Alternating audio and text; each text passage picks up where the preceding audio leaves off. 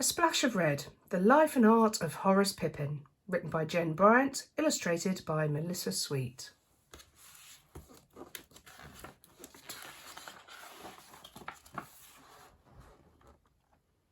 On February 22nd, 1888, the town of Westchester, Pennsylvania celebrated a holiday. That day, in the same town, Daniel and Christine Pippin celebrated the birth of their son, Horace. Horace grew fast, so fast that his mother could barely keep up with the mending. "He'll be a giant some day," the neighbours would say. Grandma Pippin smiled at Horace, his long legs and big hands. She figured the neighbours were right. Grandma's hands were big too, rough and scarred from her slave days in Virginia, but they were just fine for giving Horace hugs. "The biggest part of you," she told him, "is inside, where no one can see." When Horace was 3 years old, the Pippins moved to Goshen, New York, and as the family grew larger, everyone helped out. Horace put his big hands to work. He fetched flour for his mother, he sorted laundry with his sisters, he played with his baby brother, he held the horse while the driver delivered milk, and at night he piled wood for the stove and arranged dominoes so his grandmother could play. Then, if he could find a scrap of paper and a piece of charcoal, he drew pictures of what he had seen that day. Horace loved to draw. He loved the feel of the charcoal as it slid across the floor. He loved looking at something in the room and making it come alive again in front of him. He loved thinking about a friend or a pet, then drawing them from the picture in his mind. At school, he sat quietly at his desk, but his big hands were always busy. "Make a picture for us, Horace," his classmates said, and Horace did. His pictures made people happy, except when he made some next to his spelling list, and that made his teacher mad. But Horace could not stop drawing. One day, Horace saw a funny face in a magazine. "Draw me and win a prize," it said underneath. Horace drew the face and he sent it off. A few weeks later, a package arrived. Inside, Horace found coloured pencils, a pair of brushes and a box of paints. "Congratulations," said the note. Horace had won his first real art supplies. "Paint a picture for us, Horace," his sisters cried, and Horace did. He painted everyday scenes in natural colours, and he added a splash of red.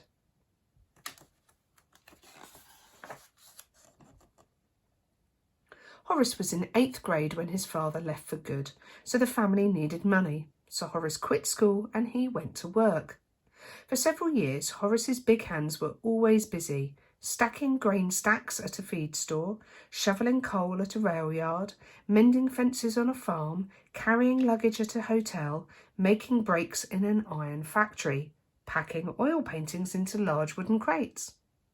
Well, looking at these made Horace remember winning the art contest, how proud he'd been, how he loved those coloured pencils, those brushes, and the first real box of paints. Horace was a big man now, with big responsibilities. Still, he loved drawing as much as he always had. He used charcoal, broken pencils, whatever he could find. "Make a picture for us, Horace," the other workers said, and Horace did. Far across the ocean, a terrible war had begun. Horace's big heart wanted to help. He joined the army and he sailed away. In France, Horace and his regiment dug deep trenches for protection. There were no blankets or beds. It was always wet, cold and dark. "I have not seen the sun in more than a month," Horace wrote. He wrapped his big hands around a rifle. Planes droned overhead, shells exploded, gunfire rattled through the night.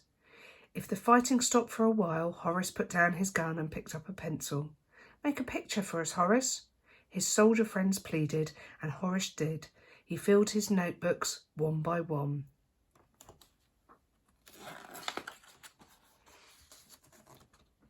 One day he climbed to the top of the trench. A shot rang out. Horace felt pain in his shoulder. He was hit. Many hours passed before help came. Horace was glad to be alive, but the bullet had badly damaged his right arm. When it healed, he couldn't lift or move it in the way he used to. Now, when someone said, "Make a picture for us, Horace," Horace could not.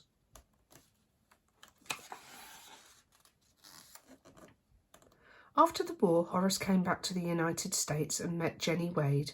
Jenny was a hard worker. She loved to cook, and Horace was a hard worker too, and he loved to eat. It was a good match. They married and they settled down in Westchester. Horace was 32 years old, as big and as strong as ever, but because of his injured arm, he couldn't find a job. "How much can you lift?" the hiring boss asked, and that was the end of that. So Horace did what he could. He organised a Boy Scout troop, he umpired baseball games, he took the neighbours' children fishing. When Jenny started a laundry business, Horace delivered the clean clothes. As he walked along the streets of Westchester, his fingers itched to draw all the colours and textures he saw. Lacy white curtains billowing in the windows, a splash of red geraniums blooming on a step, a yellow cat sprinting down an alley, deep green vines spiralling up a wall. At night, his old home in Goshen, his grandmother's slave days, and the Bible stories she told made pictures in his head. He longed to draw them, too, but how?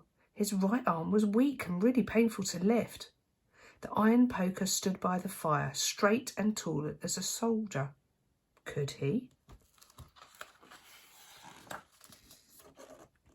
With his left hand, he grasped his right wrist, and he thrust the poker into the flames until it glowed red hot.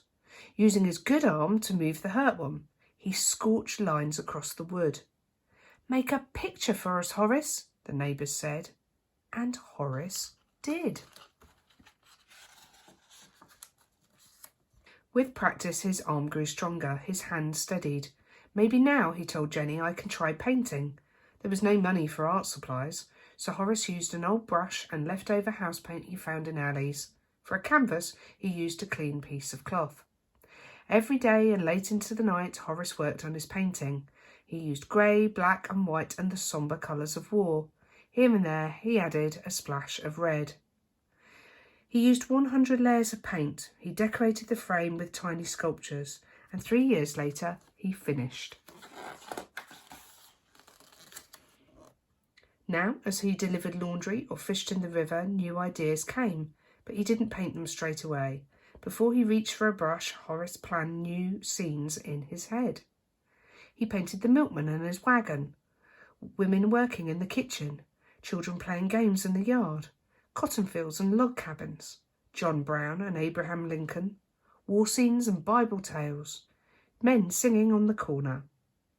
Horace hung his paintings in a shoe store window. $5 each, said the sign. He hung others in a restaurant. He even traded one for a haircut. People admired Horace's paintings, but nobody bought them.